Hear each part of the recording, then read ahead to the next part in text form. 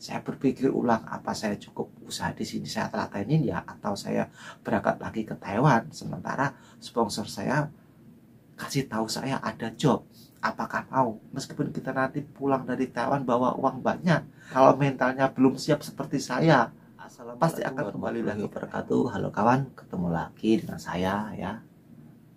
Sebelumnya saya ucapkan terima kasih buat teman-teman udah klik video saya. Nah, saya doakan teman-teman selalu diberi kesehatan, dimudahkan rezeki, dan buat teman-teman yang saat ini sedang berjuang untuk menjadi seorang TKI Taiwan dan kebetulan pada saat ini belum mendapatkan job, saya doakan semoga segera dapat job, segera terbang ke Taiwan, dan selama di Taiwan diberi kesehatan, kelancaran rezekinya. Amin. Jadi untuk video kali ini saya mau cerita tentang pengalaman saya ya. Pengalaman waktu itu di tahun 2016 ya. Di tahun 2016 itu saya tuh sudah pulang dari Taiwan. Karena dulu saya berangkat awal itu ke Taiwan di tahun 2013. Otomatis kan kontrak selama 3 tahun, ya kan? Nah, kemudian di tahun 2016 saya pulang. Nah, di situ dalam hati saya sudah tidak mau kembali ke Taiwan. Sudah cukup saya syukuri rezeki yang saya dapatkan selama 3 tahun bekerja di Taiwan. Tepatnya dulu tuh di daerah Nantau. Saya bekerja di pabrik mebel. Nah, saya sudah selesai, saya pulang. Uang sisa dari hasil saya itu saya hasilkan, saya buat rumah. Kemudian masih ada sisa lagi, saya buat usaha. Nah, kebetulan pada saat itu saya usaha mie ayam. Nah, kebetulan saya punya lokasi tempat yang ya nggak terlalu ramai ya, tetapi di desa yang jurusan kampung lah. Saya jualan mie ayam selama 1 tahun. Nah, selama 1 tahun ya kita tahu sendiri ya, usaha di Indonesia itu kalau kita mentalnya belum siap, ya seperti saya yang saya alami itu, masih penuh bimbang, masih belum fokus, masih ada pikirannya seperti ini. Intinya kurang telaten lah.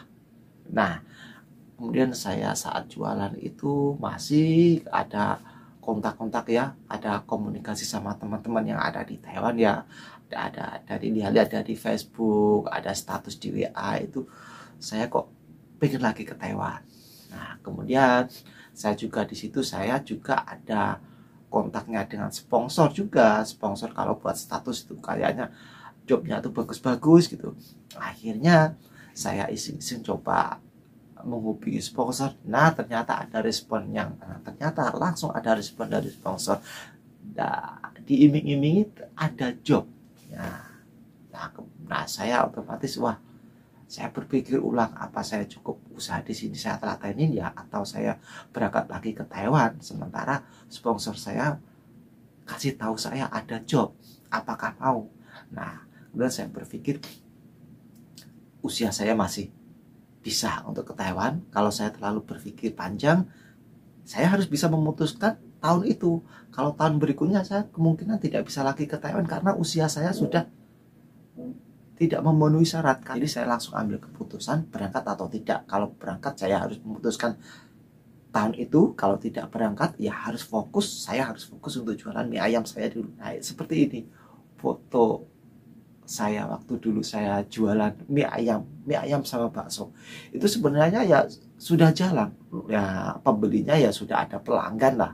Maksudnya ya nggak terlalu sepi-sepi amat, cuman saya aja masalahnya pada saya, yaitu saya kurang telaten. Akhirnya saya udah ambil keputusan, udah semua ada, setiap keputusan pasti ada resikonya, yaitu saya harus pisah sama anak sama istri, ya kan.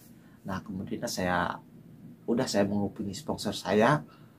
Oke, akhirnya esoknya saya langsung ke rumah sponsor. Nah, kebetulan sponsor saya juga rumahnya tidak terlalu jauh, sama-sama dari Kediri. Saya dari Kediri, sponsor saya juga dari Kediri, tepatnya itu ya Kediri Selatan, daerah Gurah ya. Nah, akhirnya saya daftar, akhirnya warung saya itu saya tutup. Nah, akhirnya ya saya setelah daftar itu warung saya mie ayam itu, usaha mie ayam saya itu tidak langsung saya tutup. Nah, karena kalau kita daftar ke PT itu kan tidak langsung kita langsung tanda tangan job bla bla bla bla udah selesai. Enggak, kita harus ada prosesnya. Nah, karena saya sudah saya sudah pernah ke Taiwan, jadi saya tidak belajar bahasa di PT, tidak harus sekolah, tidak harus nginep selama 1 bulan atau 2 bulan. Yang biasanya kan kalau kita non itu disuruh belajar dulu, disuruh nginep, disuruh kos di tempat sekitaran PT, karena setiap hari harus belajar bahasa. Kebetulan saya ya, meskipun saya saya ya bahasa sebenarnya tidak terlalu pisah ya, sedikit-sedikit, cuma kalau ada orang ngomong itu agak paham, tetapi kalau berbicara saya kurang begitu paham. Nah itu akhirnya saya daftar. Akhirnya itu sekitar 2 mingguan saya dapat job beneran. Akhirnya saya tanda tangan, saya mulai fokus sama proses PT-nya, proses Taiwan-nya. Jadi warung saya ini saya tutup. Ya mau gimana lagi, ini udah keputusan saya, jadi saya harus pilih salah satu. Pada tahun itu saya harus bisa memutuskan antara berangkat Taiwan atau meneruskan usaha saya. Kalau tahun itu saya tidak berangkat ke Taiwan, tahun berikutnya kemungkinan saya susah karena faktor usia, ya kan? Nah, kemudian setelah saya daftar itu kan tadi, setelah menunggu 2 minggu akhirnya job turun kan, akhirnya ada proses-proses berikutnya, akhirnya saya kembali ke Taiwan. Jadi saya merasa usaha saya tuh saya anggap gagal. Jadi gini, jadi bisa diambil kesimpulan kalau saya waktu itu memang hati saya tuh masih belum mantep, masih ada kebayang-bayang kerja di Taiwan. 1 bulan bisa terima segini, sementara kalau di rumah masih suasana kerja masih gimana ya, kurang telaten lah intinya. Jadi gini, kita kalau pulang dari Taiwan, jadi menurut saya ya, ini bukan saya kasih saran loh ya, ini dari hati saya, menurut kesimpulannya saya, nanti kalau pulang ke Taiwan jadi harus siap mental, harus bisa nerima dengan penghasilan yang ada di Indonesia. Mau gimana lagi, kita akan hidup di Indonesia, kita tidak selamanya akan merantau di Taiwan, ya kan teman-teman?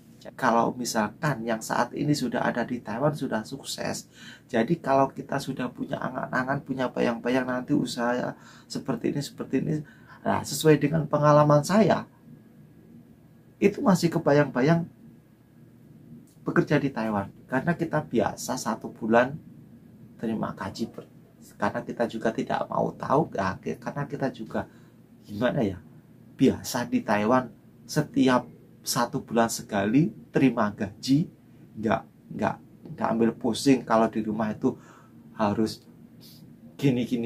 Kalau orang punya usaha itu sebenarnya kayaknya berat gitu menurut saya tuh, karena mungkin saya aja mentalnya saja yang saya kurang siap mungkin saat itu. Nah akhirnya saya putuskan untuk berangkat lagi ke Taiwan. Jadi saya anggap usaha mie ayam ini saya gagal, jadi saya balik lagi ke Taiwan. Dan alhamdulillah saya mendapatkan job lagi. Kalau dulu yang pertama itu saya bekerja di pabrik furnitur atau mebel. Nah untuk yang kedua ini saya dapat job di sebuah pabrik milik orang Jepang, yaitu pabrik kabel. Ya, jadi itu sedikit sharing saya, bisa diambil kesimpulannya ya kawan-kawan. Jadi kalau kita saat pulang dari Taiwan, kita harus siap mental. Meskipun kita nanti pulang dari Taiwan bawa uang banyak, kalau mentalnya belum siap seperti saya, pasti akan kembali lagi ke Taiwan. Saya juga punya teman asal Ponorogo. Dulu ya seangkatan saya berangkat di Taiwan di tahun 2013. Ya akhirnya juga tidak kembali, saya ajak juga nggak mau, katanya sudah di rumah aja, sudah cukup. Nah sekarang sudah bisa kumpul sama anak istri, dan saya masih berjuang di Taiwan. Jadi usaha saya tinggalkan, saya merasa gagal. Nah jadi itu ya kawan, sedikit sharing saya, semoga ini bermanfaat. Dan jika ada pertanyaan dari kawan-kawan seputaran TKI, bisa ditulis di kolom komentar. Dan jangan lupa untuk dukungannya, untuk like, komen, dan subscribe-nya. Wassalamualaikum warahmatullahi wabarakatuh.